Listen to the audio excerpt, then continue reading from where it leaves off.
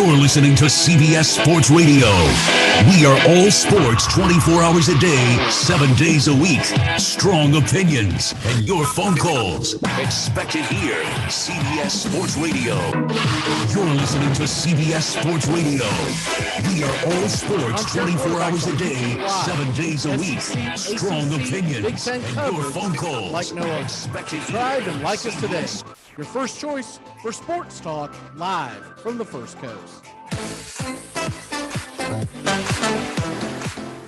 Hey, Jacksonville, winter is the perfect time to start planning for your healthy, pest-free spring lawn with True Green, America's #1 lawn care company. True Green's science-based approach and local expertise will help give your lawn the year-round care it needs to be thick and weed-free. Go to truegreen.com/radio to save 50% on your first service. Just call 866-946-5956 or go to truegreen.com/radio today and get a lawn to be proud of.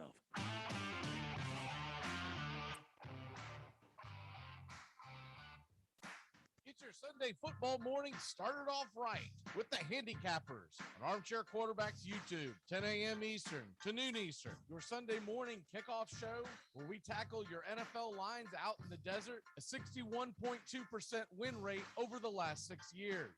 Against the spread, over, under, money line, you name it. And we dive into the world of fantasy football year-long and your DFS payouts. We're only true Southern football kickoff show that talks the spreads in Vegas, your DFS and fantasy, in your year-long quest to win that fantasy football championship. Only on the Armchair Quarterbacks YouTube channel. It's the Handicappers on Armchair Quarterbacks YouTube, 10 a.m. Eastern to noon Eastern. Sundays, all NFL season long.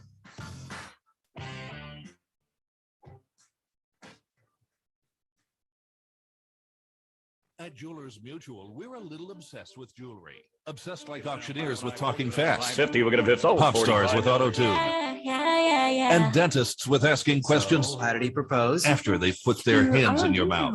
Great. Yes, we've made jewelry our obsession for over 100 years. We love it so much, we named our kids Ruby, Amber, and Opal. Venti soy latte for Opal? At Jewelers Mutual, we insure jewelry and only jewelry, which is why people who are also obsessed with jewelry trust us with theirs.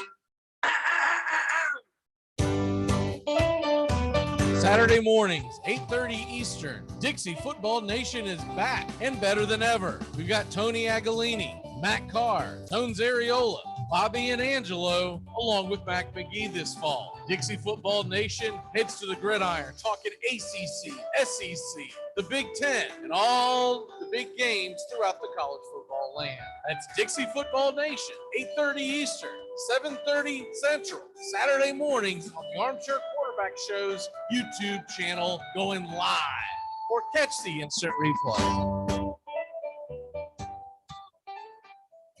Take the road less traveled in the newly redesigned Hyundai Santa Fe. With available H-Track all-wheel drive to help you get off the beaten path a little further together. And intuitive safety features that can help you see what's waiting around the bend. Plus, with generous room for 5 and comfortable available Napa leather seating, you can go for more drives as a family without driving each other crazy. Find new adventures together in the Hyundai Santa Fe. I'm Amy Lawrence, and I'm up late, always, after hours, hanging out with you on CBS Sports Radio. Check it out, 2 a.m. Eastern, 11 p.m. Pacific. Take me out to the ball game. Get caught up with the big stories from around the world of sports in just a few minutes. Take me out to the ball game today, weekdays. Armchair Quarterbacks on YouTube. Baseball, football, basketball, whatever's trending in the world of sports, it's on Take Me Out to the Ball Game today in just a few minutes. It drops weekdays, 9:30 a.m. Eastern, as Wake Up Y'all is ending. Take Me Out to the Ball Game today on the Armchair Quarterbacks YouTube channel. Take me out to the ball game. The Armchair Quarterbacks on YouTube Live, covering the AFC South and NFC South along with the rest of the NFL. Subscribe and like us today. Your first choice for sports talk, live from the First Coast.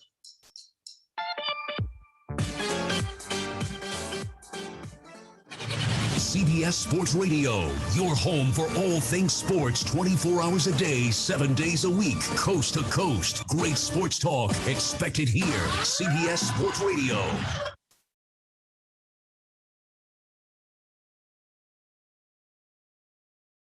Me out to the ball game. Me out to the ground.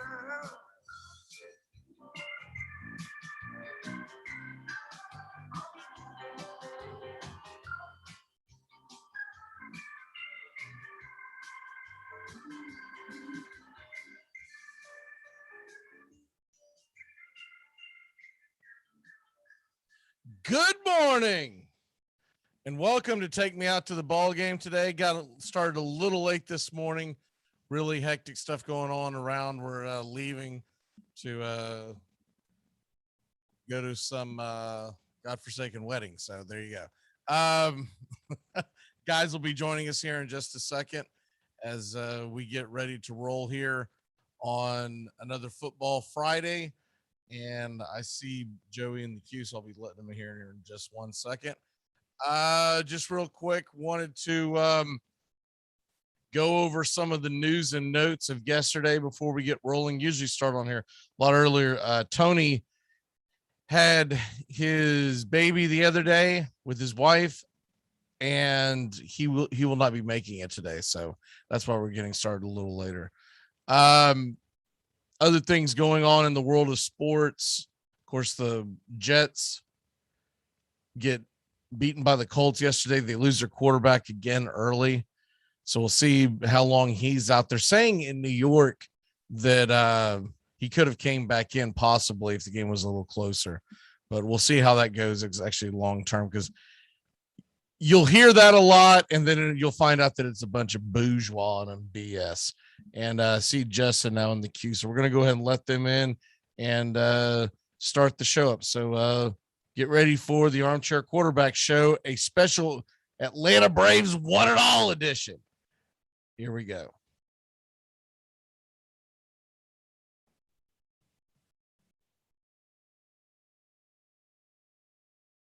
Good morning. It's time to wake up, y'all. You're listening to the Armchair Quarterback Show. We're here weekdays on CBS Radio, YouTube Live, the Armchair Quarterback Show, your first choice for Southern sports talk. Good morning, Mr. Justin Waller. Good morning, and I don't know much. There we go. Great intro for me there. Appreciate it, gentlemen. But I'll kick it back to you, Mac. Hi, I'm Mac McGee, and I don't know much, probably one thing. Heck, I'll just say it for both Justin and me. We did it, baby. We did it. Finally. Now what? Now we just stare out the window and wait for spring training. You're listening to the Armchair Quarterback.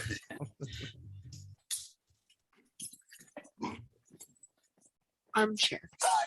Community Access Channel. He's the armchair quarterback. He's full of beer and he's full of snacks. The all-American man.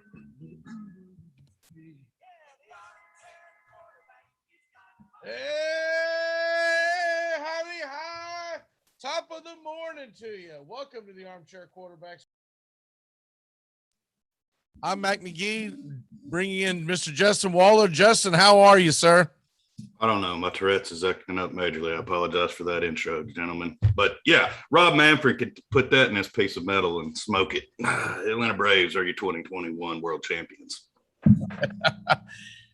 Joey, you got to be feeling good today after already got a win in the bag, so you got nothing to do the rest of the weekend. How are you? No, yeah. Braves win started it for you guys. Although the Colts should have won, they took care of business last night with another scoregami score of 45-30. Another unique score in the books. But yeah, good day. Happy Friday. Congratulations to your Braves. You guys deserve it. Thank you. Before we move on, I do want to talk about this because we haven't gotten a chance to talk about it yet, Justin. The Braves win that World Series, and I'll give the floor to you. All the emotions that were going through your head. I probably said it all. We've got a end of the I almost said end of the world, end of the year end of the season Atlanta Braves podcast that dropped last night, so you can hear that at any time. And I grabbed a bunch of the clips from the actual playoffs of the coverage we did here, and then just kind of went through my thoughts on from the beginning of the playoffs all the way to the end. So if you have time this weekend and get a chance to listen, it's kind of like a walk down memory lane of how it all came about. But what say you, Mr. Justin Waller? Man, this season is like being a day trader. The highs and the lows and the what next. I don't even know where to start. I think the first has to be the resiliency of the team to just battle through losing star after star after star, no matter what the reason or the cause. And we saw it again, and we thought it was doom and gloom with Charlie Morton, but those may have been the most amazing 15 pitches of his Atlanta Brave career. I'll say that. I won't say his career, but that got us to the third inning of a game that led to a W that I think set us on the track to be where we are now, and that's your 2021 world champions. I never would have thought it. Kudos to Anthopoulos, as much as I hope you have a clip of us bashing him in there, at least me, make it sounding like a fool, because wow, what's the moves did he make?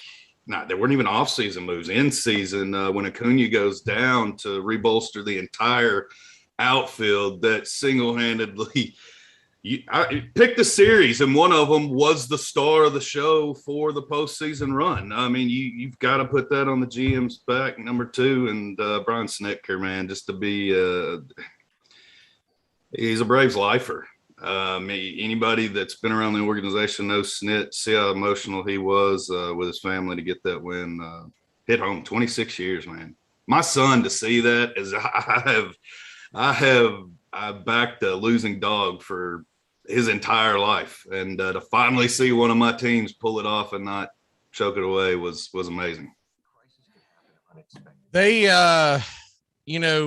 there's so much stuff to unpack, and we don't have time to do it today, obviously, but I swear I felt like I was the only one who believed, and for good reason.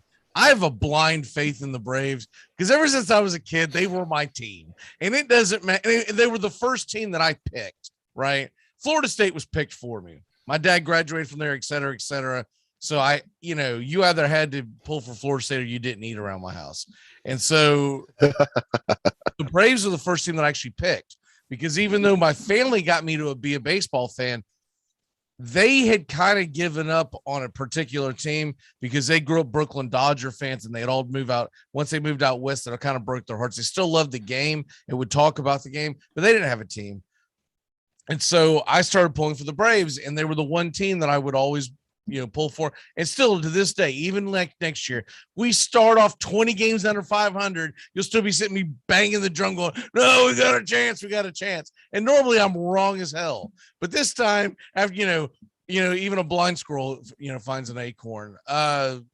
They came through in time. And I said this in the podcast, Justin, this team is going to be of like Paul Bunyan type lore in Braves country for the rest of our lives and for generations to come, because unlike the 95 team, they weren't supposed to do it, and it made no sense that they did it with all the injuries, and they just kept persevering. The 95 team was big, and everyone loves them because they had came so close several years in a row and were looked upon as the best team in baseball, that we were finally they kicked through the door, finally, got the monkey off their back.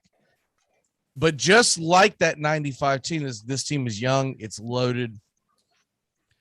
They got over the Dodgers, and look out. I mean, you put a fully stacked roster there, there's no telling now, because we've seen what they can do with the replacements per se. But in my heart of hearts, what I have to just realize, and I don't want to necessarily think about it right now because I'm still on cloud nine, have been ever since they've won it. You got to just realize this might be the only championship this team gets. I don't think it will be, but it could be. And just savor the moment and just love this team because you don't know what next year is going to bring. You don't know what free agency is going to bring. You don't know what like chronic injuries could bring, any of that stuff. And right now, all we can think of is we think we're going to re-sign Freddie. Acuna will come back. Soroka. This team should actually be better next year. But you can't guarantee any of that. And a great team does not a championship necessarily make. Houston is very Atlanta Braves-like of the 90s. They have been the best team in baseball since 2017. They've got one championship to show for it. Now, they've been in the World Series 3 times, and that's nothing to scoff at. But you just can't assume that you're going to come back and win it. And so I just say, look, anything else now is icing on the cake. Just enjoy the hell out of this. Just don't let it be 26 years. Come on. Can we not go that long? I mean, Cubs fans are like, shut up. The thing I enjoy most about this Braves win is it was truly deserved, you know, and sometimes you can get a little luck here and there, but honestly, they came through in every series as underdogs without the best player and their best offensive player, which I don't know how you do that.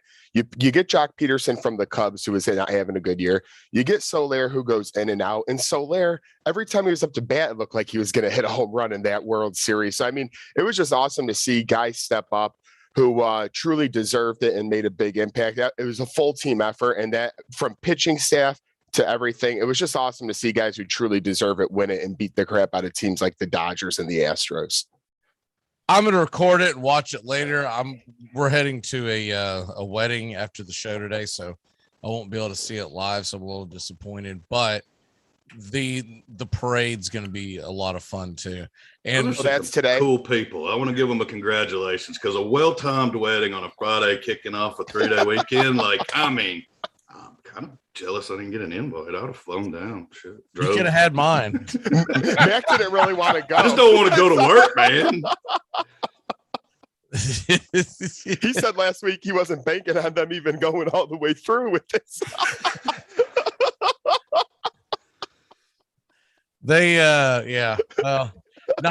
neither one of them are sports fans. So when the World Series first kicked off, I was joking with my wife because I knew that 4 of the games were scheduled to be in domes and that they should be over with by Wednesday and Thursday at the latest if all else fails. But I kept telling her, I was like, you better hope there's not a bunch of rainouts. I was like, because I won't be at that wedding if the Braves are going to get a game 7. I can tell you that right now. I hate that we had nothing to do on Wednesday, but I was so glad to get that. Look, I was up till 5, 6 in the morning after we won that championship. I've watched that damn game 7 times now, and when it comes on, I just can't help but just keep staring at it. But, oh yeah, this is where this is going to happen. What I love the most is because I haven't had a chance to go back and watch all the other games, which I will eventually. So because I was doing the games, I didn't get a chance to listen to the national narrative and the national media, what everyone had been complaining about. My God, were they on the Astros jock? I mean, dude, it's been. You should have heard the Dodger series. I want to go back and listen to that as well. I didn't get to see or hear any of it because I never got a chance to really go back and listen to it after each game because I was getting prepared for the next. But I'd kind of forgotten how much they slurp, and I don't know what it is, and I don't know if any of this had to do with what was going on with the All-Star game this year, but they just have always felt like, to me, from a national stand base, anti-Braves. Most of the people that listened to our broadcasts and chimed in, that was the constant theme that they would say was, thank God for y'all. I'm so sick and tired of listening to Joe Buck and blah, blah, blah, blah, blah. I've never really had a problem with Joe Buck, but until then I listened to it, I go, man, they really try to sell that narrative about the freaking Astros. And it wasn't until around 6th, 7th inning, they finally caved and started giving the accolades to the Braves. I was like, man, they just do not like Atlanta. I get, maybe it's not a big enough market for them to cater to. I don't know what it is, but that fan base is huge.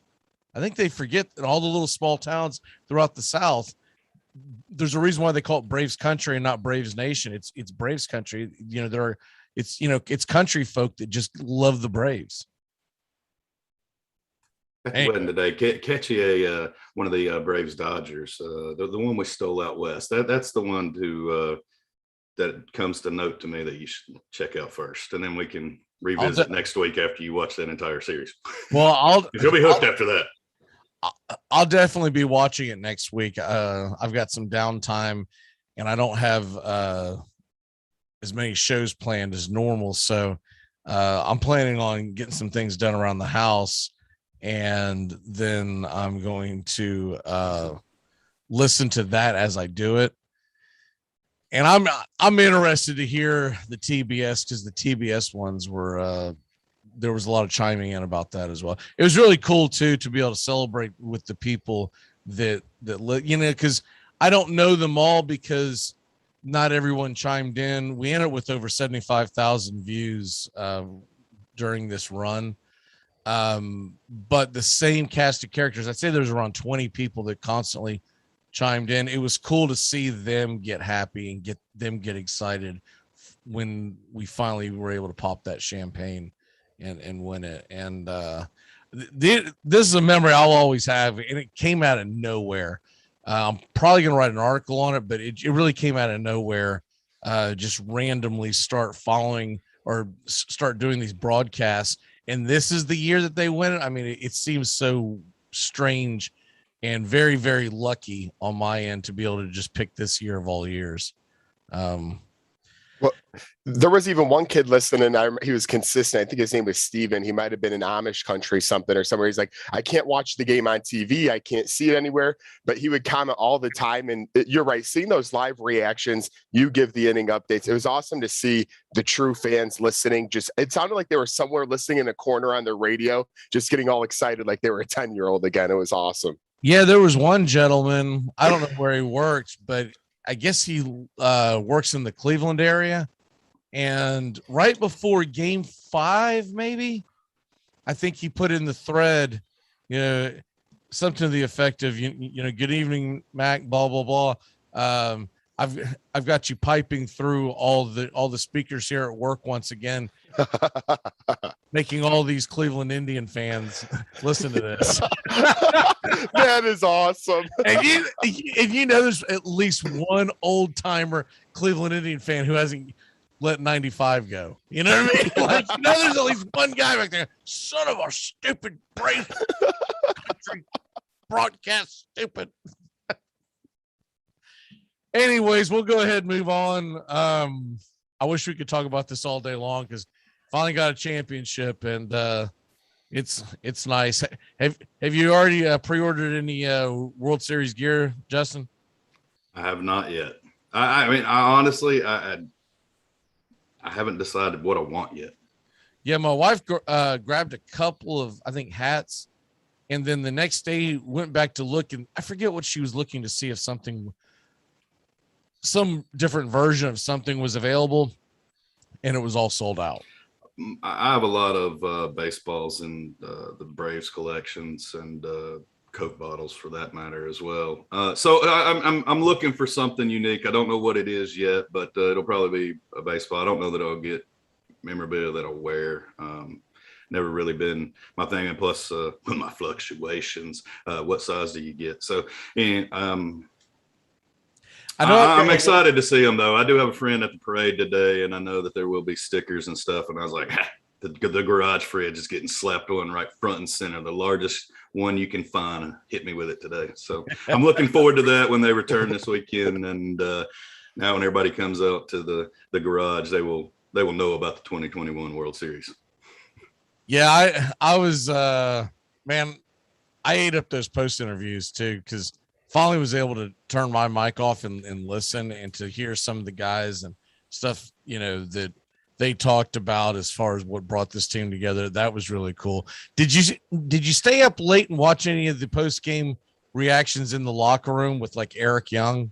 Did you see any of that? I did not see it. I didn't stay up. I watched Manfred heading the trophy over, and kudos to whoever lit the stogie right as they were starting the broadcast there, because that was amazing right there. I saw a video. I think that was in the locker room, but I saw a video of Jock Peterson lighting a stogie, and that was pretty cool. And I went back and read I kind of skimmed over it the day it came out, but I went over and reread the Jock Peterson letter that he wrote several days ago, right before the World Series. That was pretty cool. But Eric Young, but the best way I can put it, Justin, is maybe I can find him. Maybe I have it recorded somewhere and I can share it next week. But he's got kind of like a pimp limp, like stanky leg dancing he's doing in the locker room with the championship. It was just classic. Was Wash right there with him? I would have liked to have heard Wash's I would have liked to have heard. I think that was his first World Series championship too. He might have been on another staff somewhere, but they kept referring to, as far as what I remember of Washburn's career was him being the bridesmaid, not the bride, twice with the Rangers, right?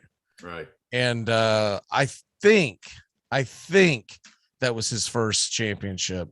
The only sad thing about the whole thing is that, man, Dusty Baker, my heart kind of breaks for that guy because he's come so close so many times. I don't really want him to win it with that franchise, but I would love to see Dusty Baker get a ring somewhere down the road. Because I mean, he's a baseball lifer. Not only was he, for people who are too young to remember, Dusty Baker, when I was growing up as a kid, was one of the best power hitting outfielders in baseball.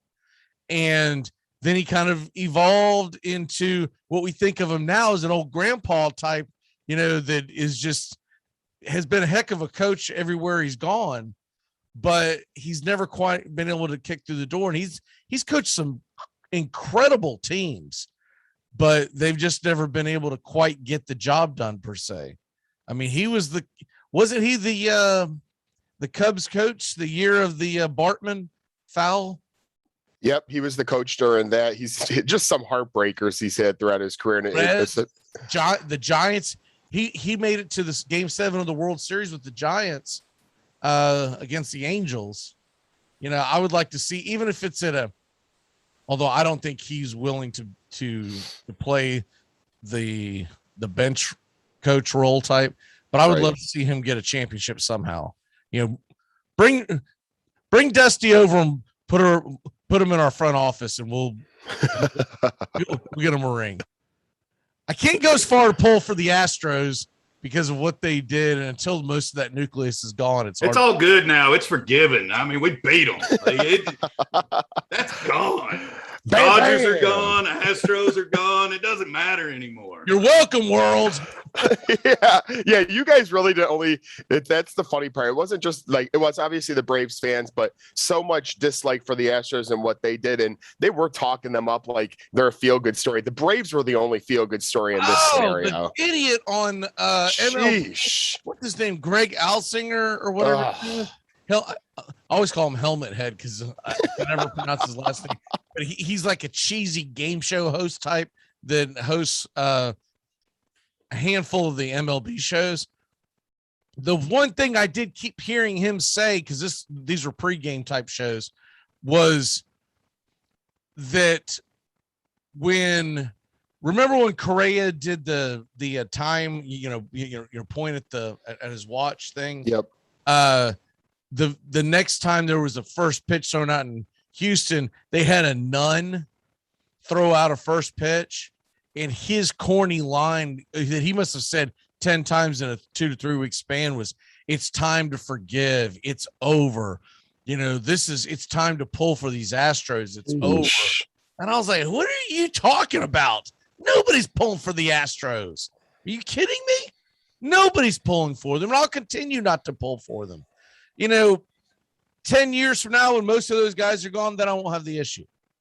But the current status, that core, as long as Altuve is there and Correa, which he might be leaving as a free agent, but Bregman, Brantley, all those guys that were in that championship run, they're all a bunch of damn cheaters in my book.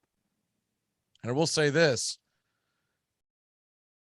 Thank God Justin Verlander has been on the DL the whole time. I would have not wanted to face that team with Verlander or McCullers for that matter. We had our injuries too, but man, that is not the that was a makeshift Astros team that just made it to the World Series. If they get all their guys back and are able to sign them back, it's going to get scary. let's go ahead and move on to the Joey. We'll probably wait to talk Colts Jets. That's fine. Hour. Justin, real quick, I do want to get your take on this. Since the last time we talked, Derrick Henry injury. What are you hearing there? Because when it first came out, they said no timeline. What are you hearing now? What's best case scenario in Nashville? You survive, make the playoffs, and you get him back, possibly.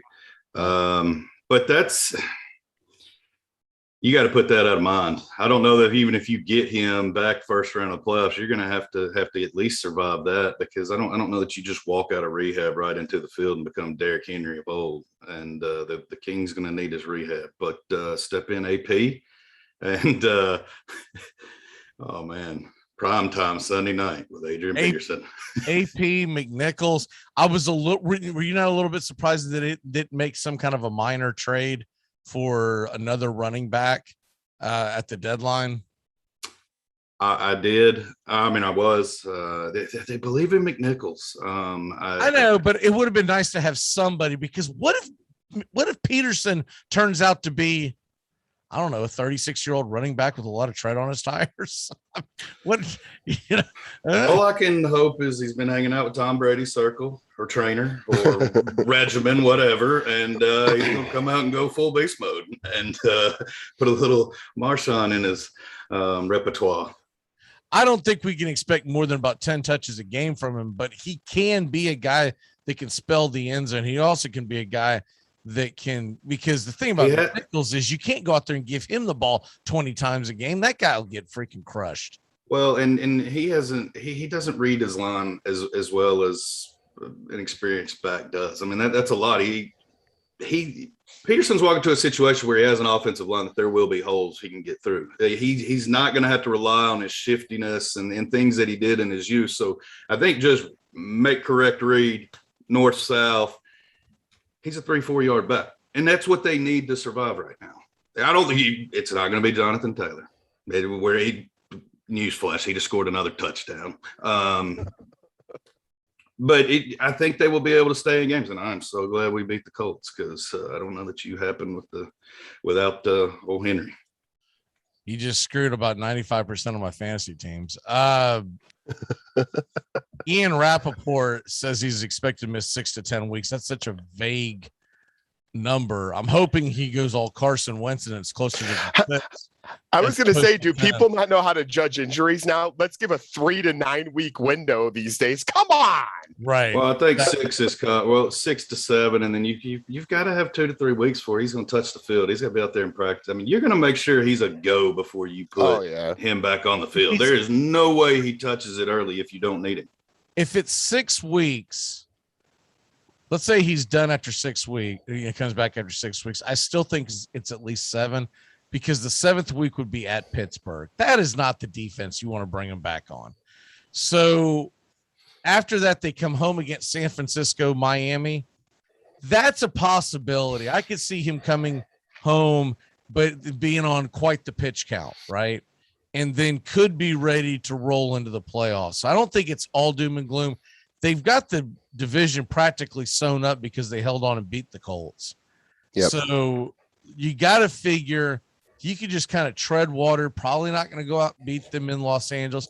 But look, I've seen stranger things. You should go 500. Right. They're going to play Houston at home. They're going to play Jacksonville at home.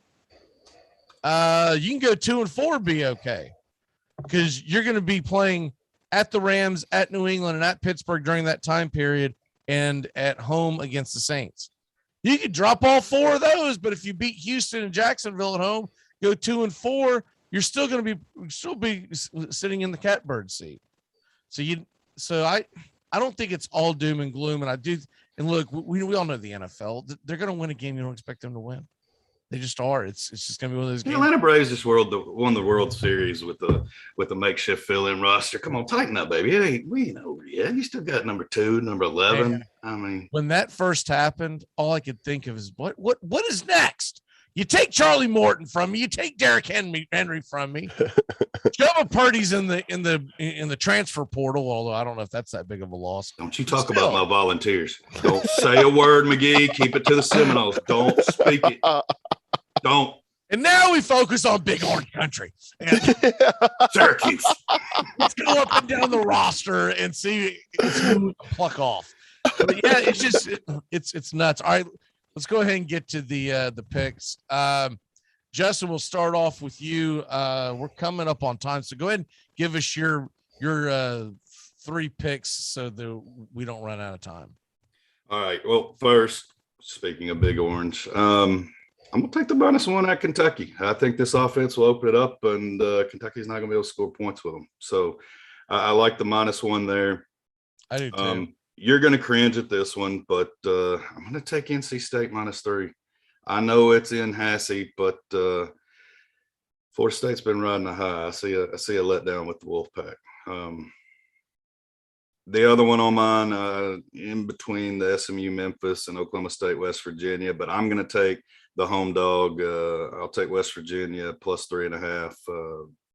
Oklahoma State coming into town second weekend in November. So our first full weekend in November. So have to think that weather's probably on our side, and I think the Cowboys will struggle there at West Virginia.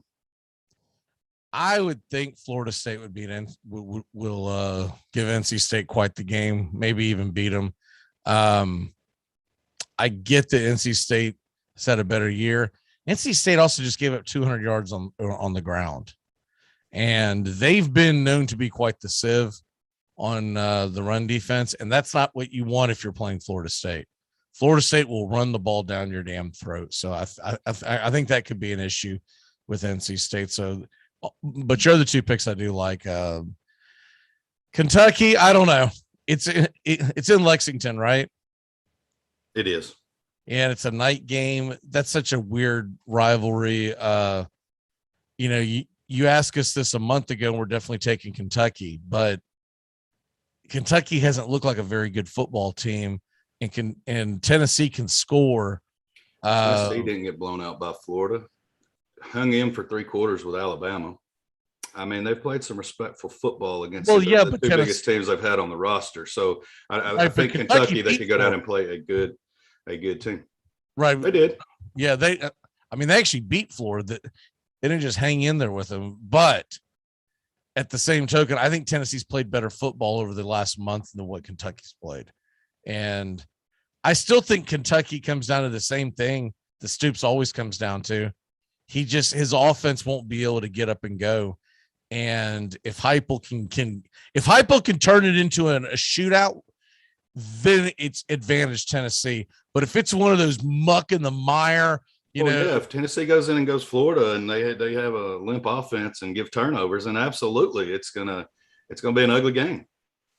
Kentucky's gonna try to control the line of scrimmage, control the clock. And the other thing I think they'll probably do is you'll see them go full Kansas City Chiefs on them, meaning make them make 10 to 12 play drives and don't beat them with the long play. And they're going to bank on the fact that Tennessee will make mistakes before they can get into the end zone. If they do that enough, and then when they get the ball, they're just going to take the air out of it.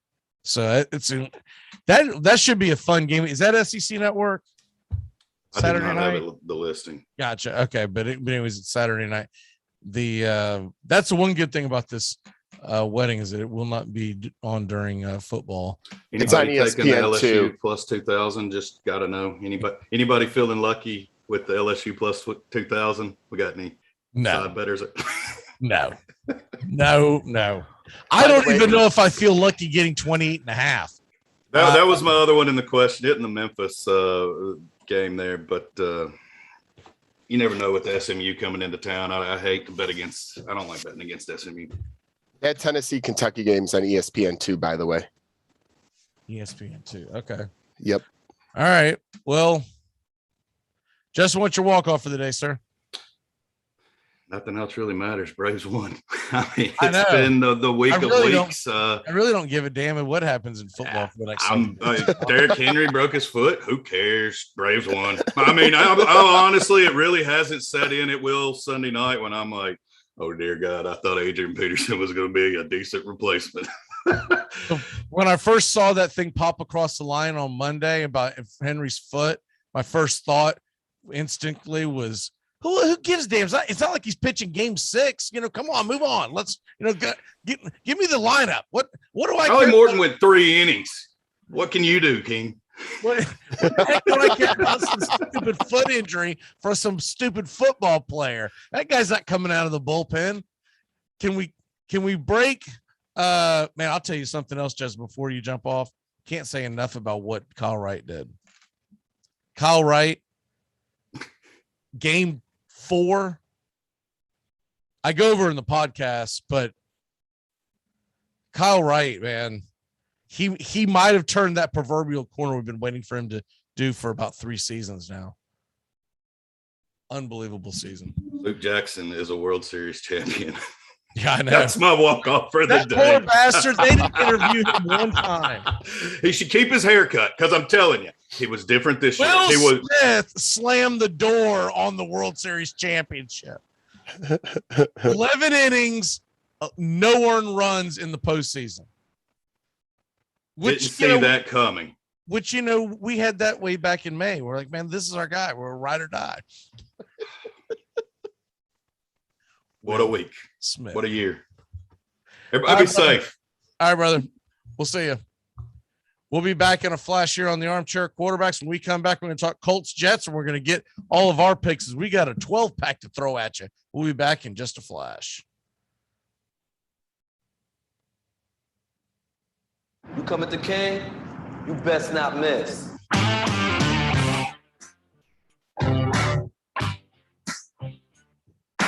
Get your Sunday football morning started off right with the Handicappers on Armchair Quarterbacks YouTube, 10 a.m. Eastern to noon Eastern. Your Sunday morning kickoff show where we tackle your NFL lines out in the desert, a 61.2% win rate over the last 6 years.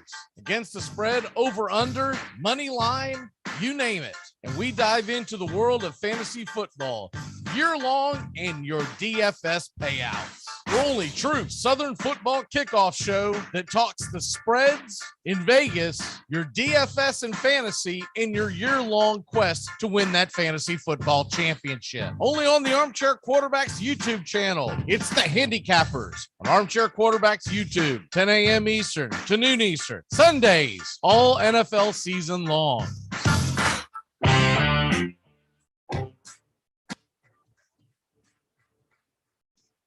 I might audible. If I audible, I'll use Omaha! Red Polly!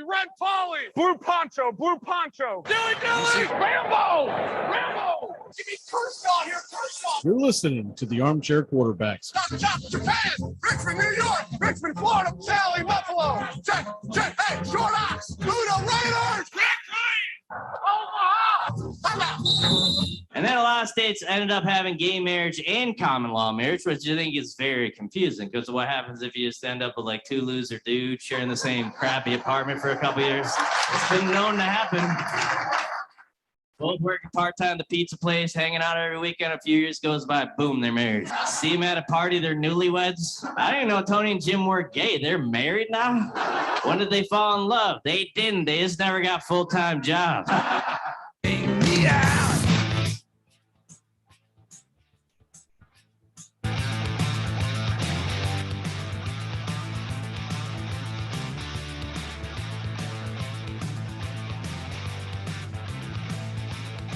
Good morning.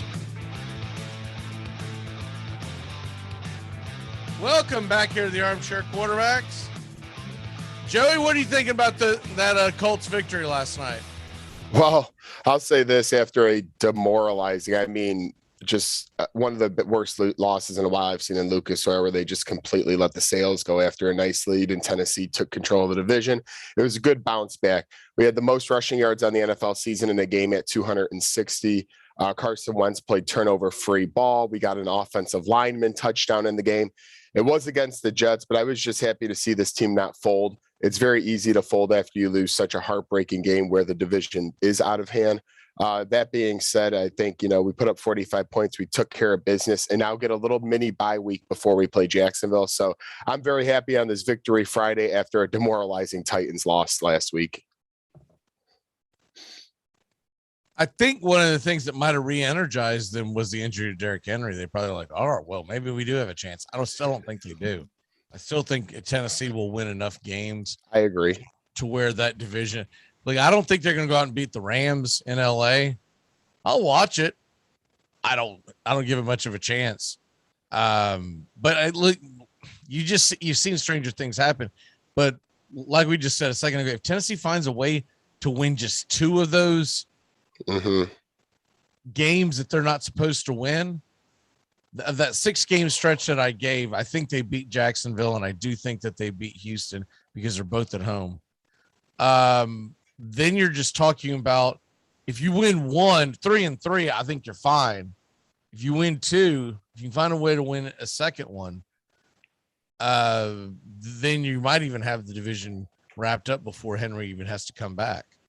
Well, I know people load the box up on the Titans when they have Derrick Henry, but Tannehill's the one that beat the Colts on Sunday, and I know that comes with help from Derrick Henry. But he truly beat the Colts this year with his legs and his arm. So they're not completely dead in the water. Hopefully, it's more towards the 6 weeks than the 10 weeks. With a big lead in the AFC South, you could afford to lose a couple of games. Yeah, it's more the threat that he gives. Right. Because look, he ran the ball like 26, 28 times, something like that, for 60. He did. So it wasn't like he had this great game, but you had that fear of, oh my God. I'll be honest with you. When I saw it was 14-0, and we had just done the show, I was like, well, I hit the nail on the head. I kind of expected them to come out and have a dud. I was shocked when that game got competitive. And then of course, Tennessee pulled off the victory. So everyone likes that, because nobody likes the Colts, but oh my God, this is your World Series week. Be nice to me. But I'll tell you what's interesting in the NBA. There is an absolute headhunting. Are you talking about the Phoenix Suns owner? Yes, they are going after this guy. What is going on there? ESPN doesn't even have their pants on right now. They're so I mean, it is ridiculous. Allegations of racism and misogyny. There's no proof of this yet, and they are going after this guy. This is ridiculous on the part of ESPN once again, where they have become guilty until proven innocent. Right. It's terrible. If you're on the wrong side of the narrative. Right. Anything else? Deshaun Watson has gotten a pass all year long. All year long, he's gotten a pass. ESPN has not done one single piece where they rake Watson over the coals. Right. But here comes this guy where I haven't seen any video or anything, smoking gun, so to speak, and they are going off of hearsay, and they are out to get this guy. I just saw a little bit of the story. I don't think he's even innocent. I'm just saying it's ridiculous what they're doing when they don't have correct. Do your research. I do want to give one shout out. One of the great players of our generation, or of this era, decided to hang him up the other day, and I want to give a big shout out to Buster Posey. That leg injury that he had to continue to play, he spoke about in his press conference that he's just kind of worn down at this point. What an incredible season he had this year. First ballot Hall of Famer. Man, I'm putting him in there. I don't know. A lot of people will probably scoff at a couple of down years that he had. The guy's got 3 World Series rings and was one of the main pieces why. Right. He was the Giants offense, or the Giants entire team during that run. Yeah, they had great pitching, but he had a lot to do with that, being behind the plate. And that terrible injury, of course, it led to the outlawing of collisions at the plate. That has a lot to do with why he's hanging him up early. But catchers don't play at an elite level. I also think Buster Posey is one of those guys that isn't willing to go out there and be a shell of his former self. He wants to either be on the top of the game, or he does not want to be involved in it. And, let's be honest, Yadier Molina should have hung it up a long time ago. Defensively, still one of the great players in the game. Offensively, You can't even put him in the top 15 as far as catchers. Oh, so, but Yachty's a different breed. Yachty's gonna play until they take his spikes off him in his coffin. Yachty definitely seems like a future manager to me. Most of these catchers are, but Yachty definitely seems like he's a Dusty Baker to me. He's a lifer. Yep.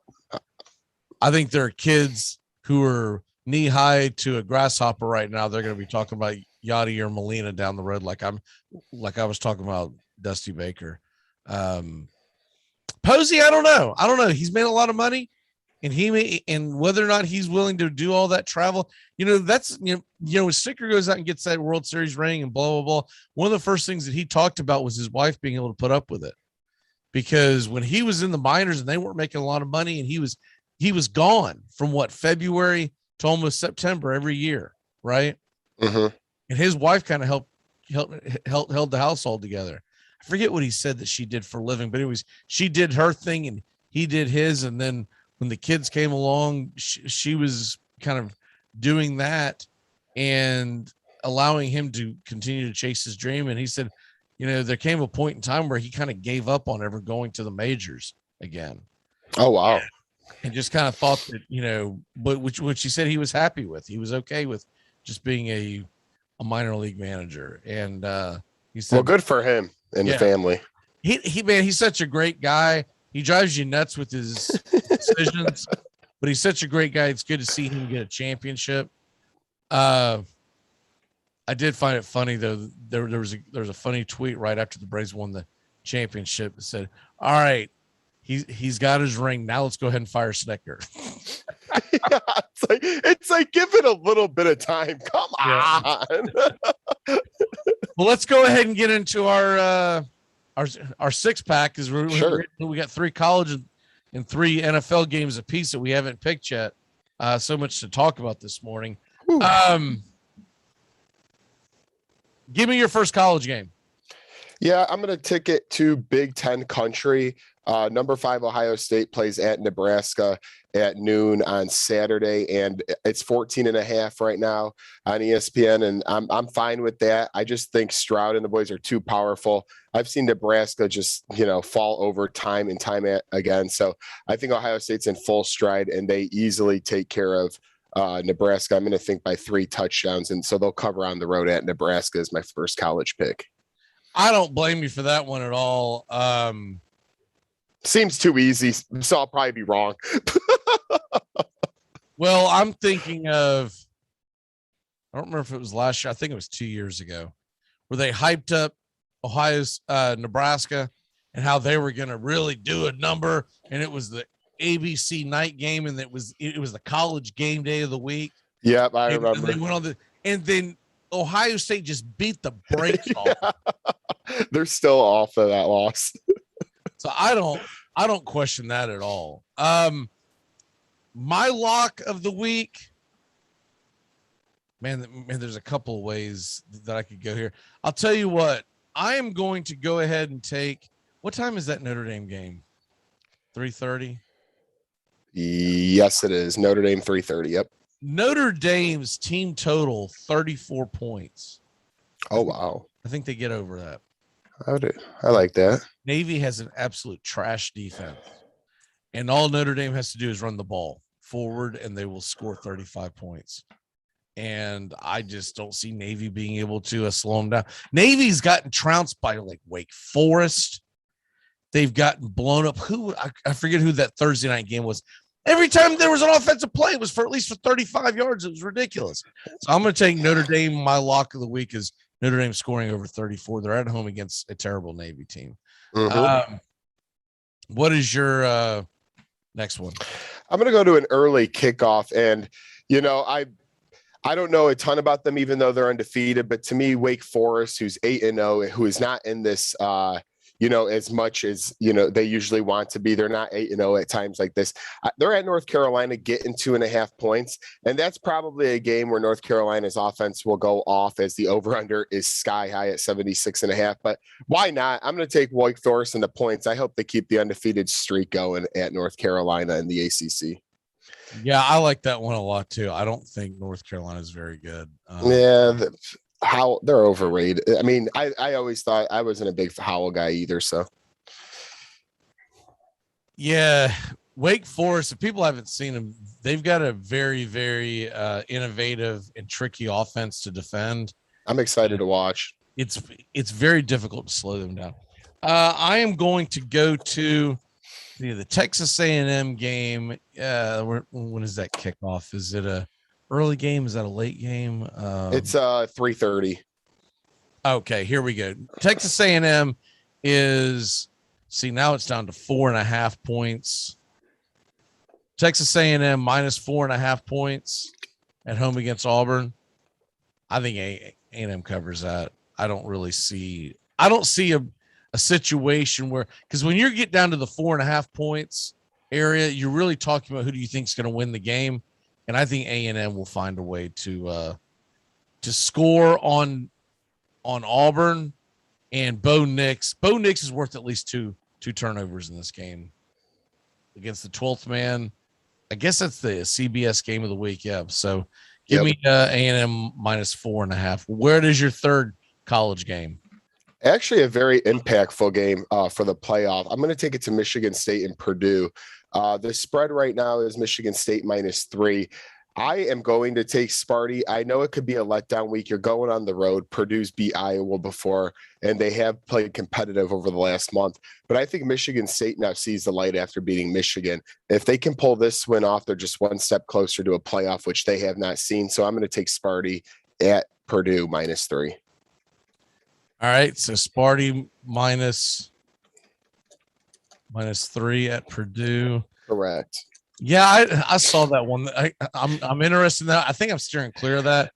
That is a stay away game almost, but they got to win MSU. I feel, but yeah, man, I'll tell you the one that has got my eye is Michigan 20-point favorite against Indiana.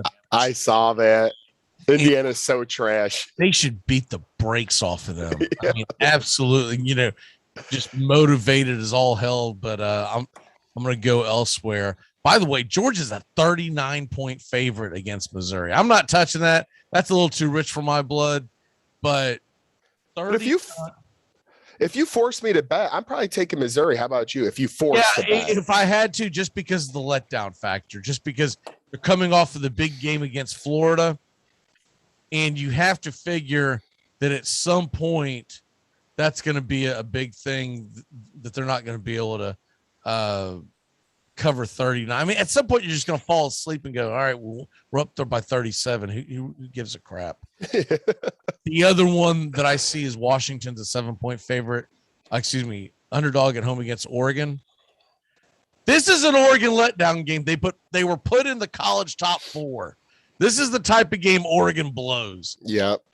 But where I'm going to go, I think I'm going to stick with this. I've had it circled. And where in the world is the kickoff on this? I guess I'll just go to conference. It's easier to find it.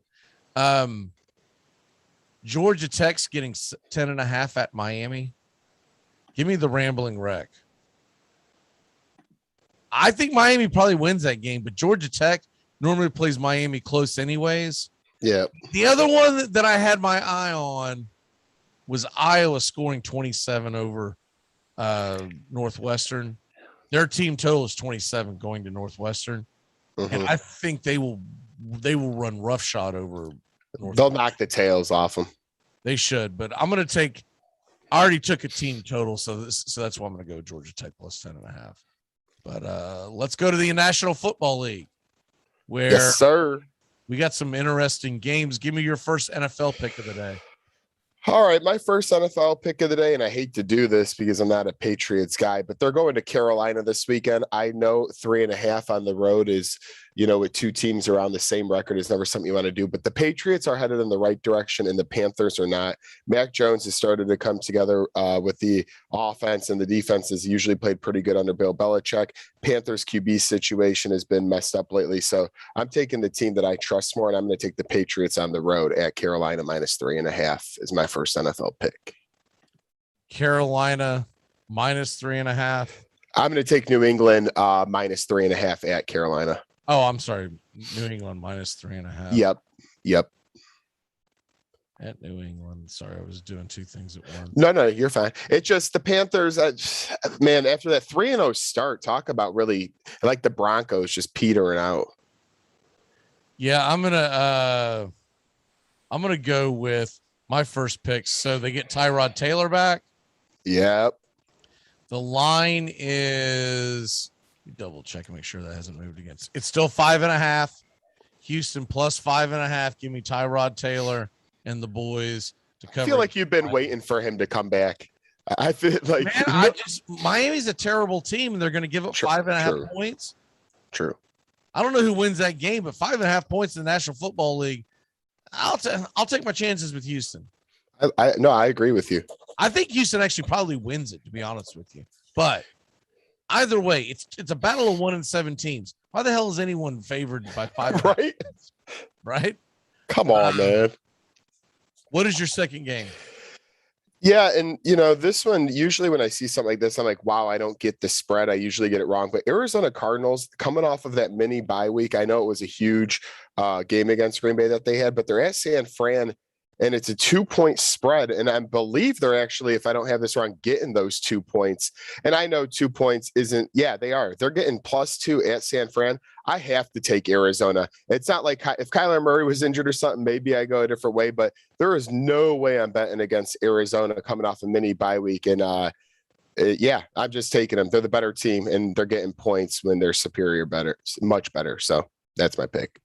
All right, I'm going to take the Bengals 2.5-point favorites against the Browns. I like that. The Browns have a lot of turmoil going on.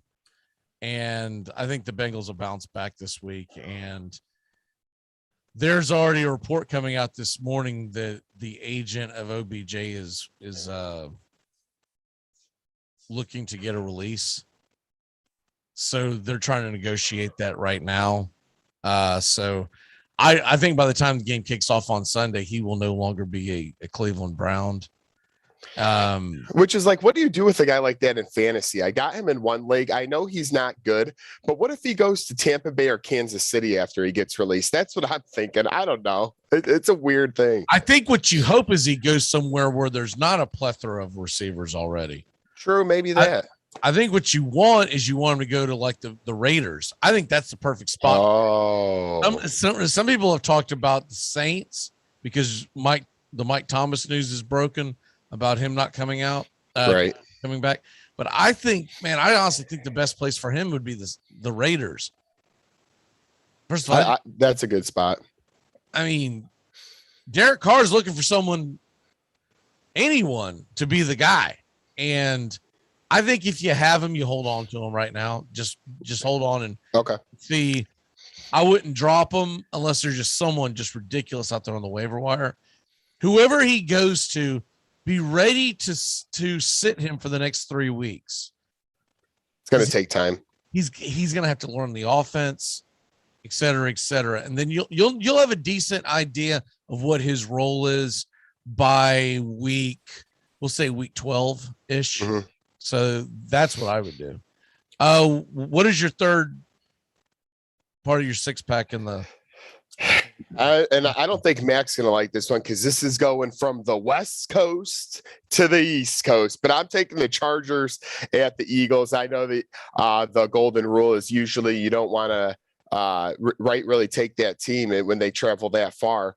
But LA Chargers are much better. They're -1.5 at Philly. I know they came off of a big letdown loss, but that was the New England Patriots who, as the season goes on, they're going to keep getting better and better.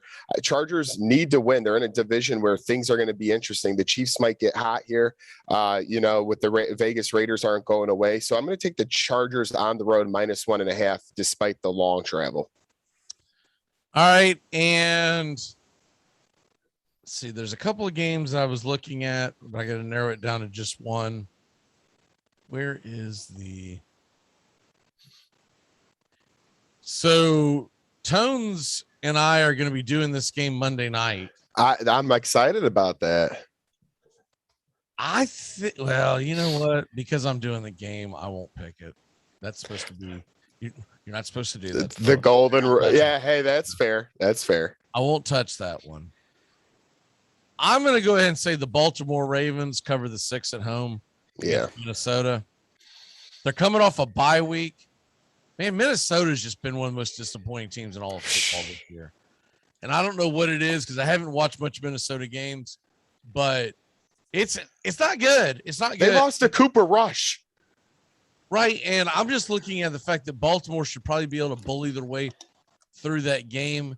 6 points. I think they win by a touchdown, maybe 10. And coming off a bye, it seems like a type of game where Lamar Jackson gets going and Minnesota does not, and they win by somewhere like a 30-20 type of ball game. So I'm going to take Minnesota. The other one that has my eye that I really want to look at is Denver getting 10 in Dallas. Oh, that is big. I know Dallas is good. That's a lot of points.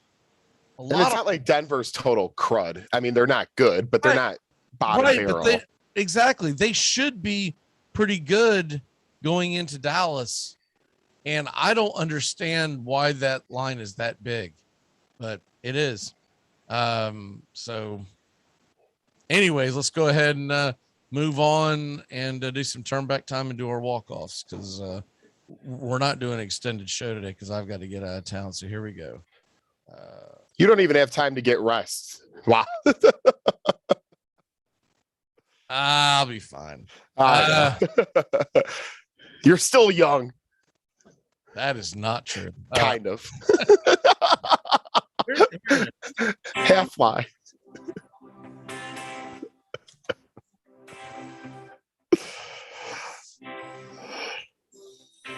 All right. On this date in 1996, a young man by the name of Derek Jeter is the Baseball Writers Association unanimous choice for American League Rookie of the Year.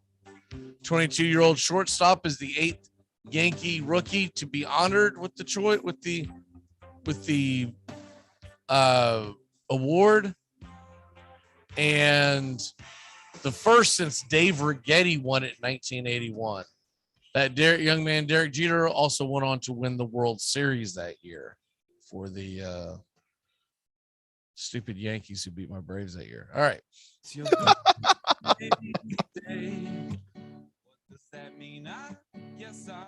On this date, 1940, Mr. Walter Johnson, one of the greatest pitchers in the history of baseball. He won 416 games with the Washington Senators, but lost the Maryland congressional race. I did not know that he actually ran for Congress. It's interesting. Also on this date, Denny McClain, for you Tiger fans out there, wins the AL MVP, won 31 games that year. On this date, 1976, Jim Palmer wins the American League Cy Young Award. And also, some young man by the name of John Madden becomes the 13th coach to win 100 National Football League games. And in 1994, I met this young man right after this. George Foreman knocks out Michael Moore. Really? To win the heavyweight boxing championship. Yeah, I met Michael Moore. It was maybe 3 years later, I believe. Cool. Met him in a drinking establishment, Murfreesboro, Tennessee. Isn't that the best? We actually had to ask the young man to leave, and not that we weren't nervous, trying to ask an ex-heavyweight champion of the world to leave. He was getting a little rowdy. Easiest guy I ever had to kick out. Was very polite, left. That's cool. Because he had nothing to prove. The hardest one to kick out is going to be like that, that redneck white trash chick, who's got nothing to lose. You got to watch out for them. Who's swinging broken bottles and everything. Michael Moore said, all right, man, I'll probably see y'all tomorrow. And like, that's cool, man. We'll see you then. What is your walk-off for the day, sir? Well, after a crazy last few weeks, as you know, with sports, it's a good weekend to, enjoy time with the family and friends. I'm going to enjoy my Victory Friday. It was so fun listening to the Braves, especially, through, I don't want to toot your horn too much after the Colts crap you always give me, but it was a fun ride to be with you guys for the Braves. Me and my brother always had in tones, obviously, you all know. We have it on the other TV. We muted the guys and just listen and slam a damn a ding dong our way through the World Series. That's our favorite part. But I'm just going to relax this weekend and catch up on some Z's. Sports, it's going to be a good weekend still, but after the World Series, I'm time for a little break and to get with some family and friends. Yeah, I'm looking forward to we're doing the wedding today, and then tomorrow everyone's just kind of hanging out on the beach. That's cool. Having some beers. And where are you headed to? Man, some little small town that I don't know the name of it. But for all intents and purposes, south of Tampa. Gotcha. Okay, gotcha. So we should have a good time. And with all that being said, I'm gonna go ahead and get off here. Have a great weekend. No show Saturday or Sunday, y'all. We'll see everyone next week. Have a good one, Matt. Yes, sir. It's Friday, working stiffs. Everybody. 4, 3, 2, 1. Happy weekend! Goodbye, sweetheart. Well, it's time to go. We're back tomorrow with another show. Well, unless we're fired, we'll talk to you then. Goodbye, sweetheart. Goodbye. Goodbye. Guys and gals, it's time to go. We'll see you on the next show. Same bat time, same bat channel. Thanks for listening to the Armchair Quarterbacks on these CBS Sports affiliates and catching the show on YouTube Live. We're here weekdays. Find Armchair Quarterbacks on YouTube Live today. Please subscribe and share and take us everywhere you go. The Armchair Quarterbacks, your first choice for Southern sports talk, live from the First Coast. Gonna get another cigarette, please. Can I get another cigarette?